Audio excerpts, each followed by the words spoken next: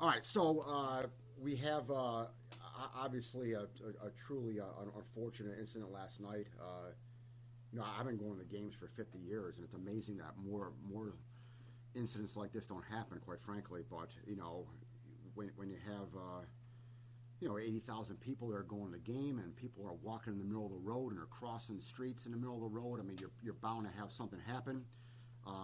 This was a little unusual in the sense that it happened at about 8:19 p.m., like a minute before kickoff. So the majority of the people are already in the stands, but unfortunately, a 65-year-old man from Rochester, who I presume was going to the game, I don't definitively know that, but I presume he was going to the game, on Southwestern Boulevard near Abbott Road by the stadium, apparently walked out into the road on Southwestern and was struck by a Toyota Camry that was owned by 32-year-old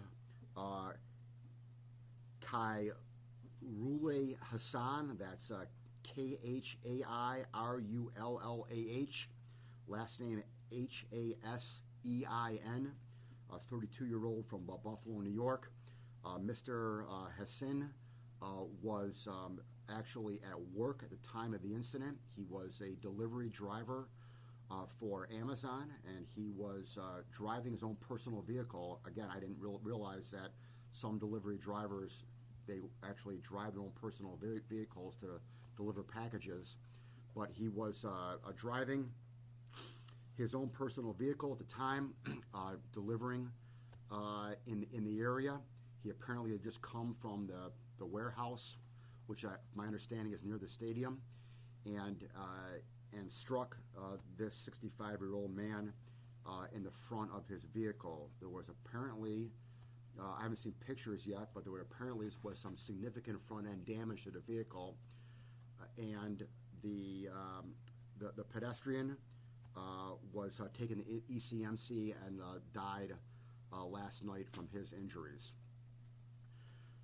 There was, again, with some people still coming in the stadium at kickoff time, a witness who was there, who got the license plate down, and a few hours later, the police were able to find the vehicle at the defendant's home on Mill Street in the city of Buffalo.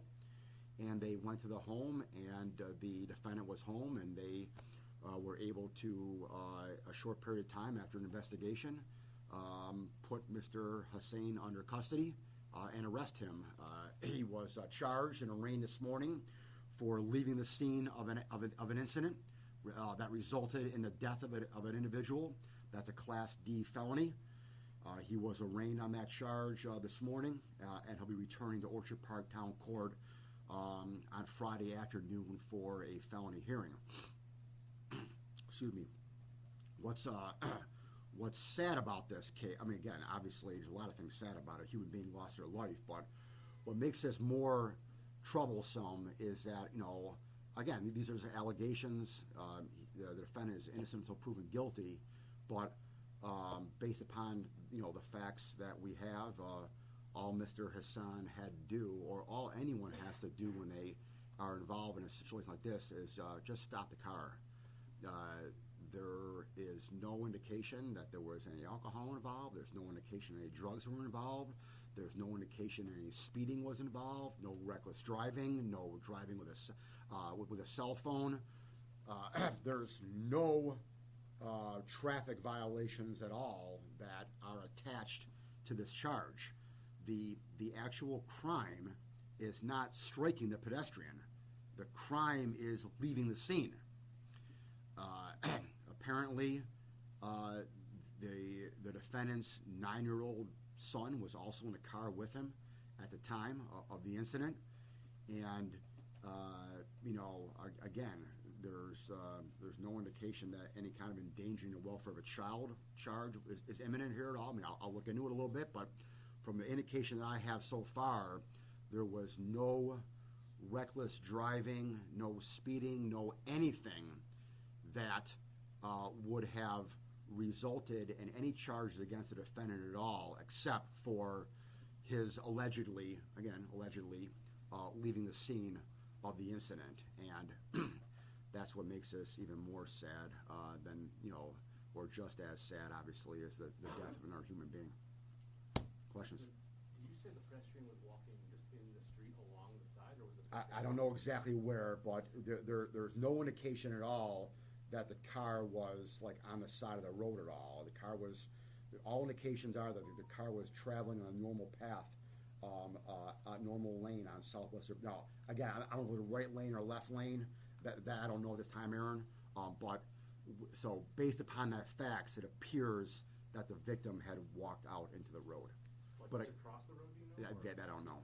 Again, I mean, you're talking Southwestern, by the corner of Abbott.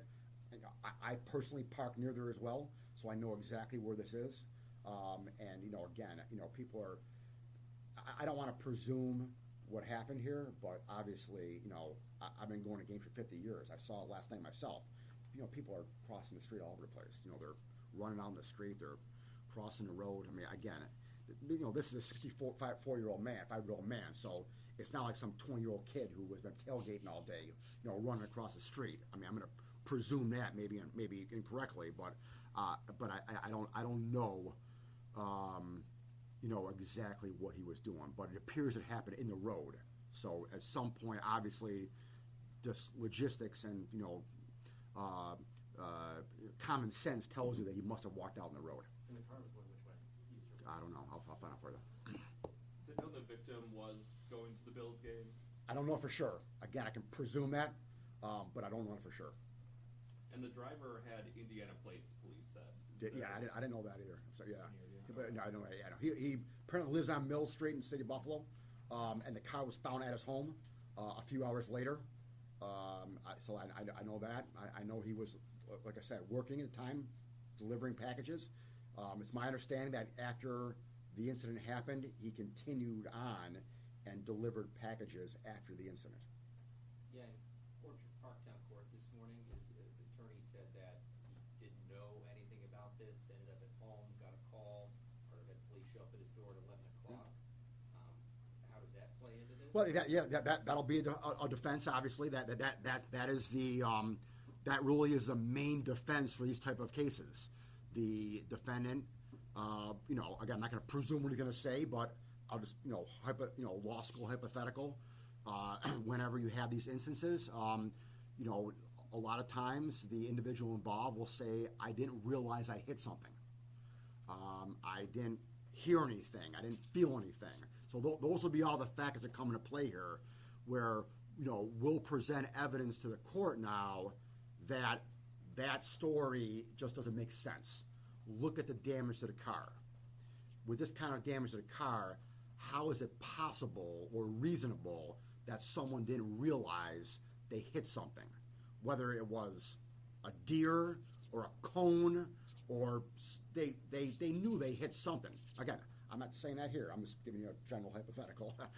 But those are the kind of things that and evidence that we'll present in court. Can you describe the damage to the vehicle? Just front end damage. I don't know exactly how much they would dollar amount, but from my understanding, I haven't seen pictures of it here, but from my understanding, there's significant front end damage. And forgive me, what was the model of the car? Toyota Camry.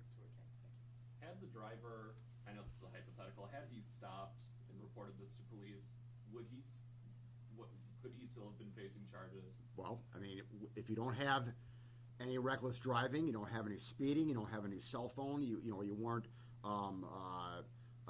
you weren't going through a red light or anything like that at all. I mean, there's a possibility here. Again, I don't know definitively, but there's based upon the facts that I know, there's a strong possibility there would have been no charges at all.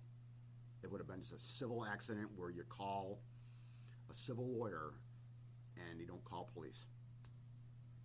In terms of the conditions on the road that night, it wasn't raining, wasn't any issue. No, yeah, it was clear. I was there. It was clear. Yeah, they also cited in court, lack of light and so on.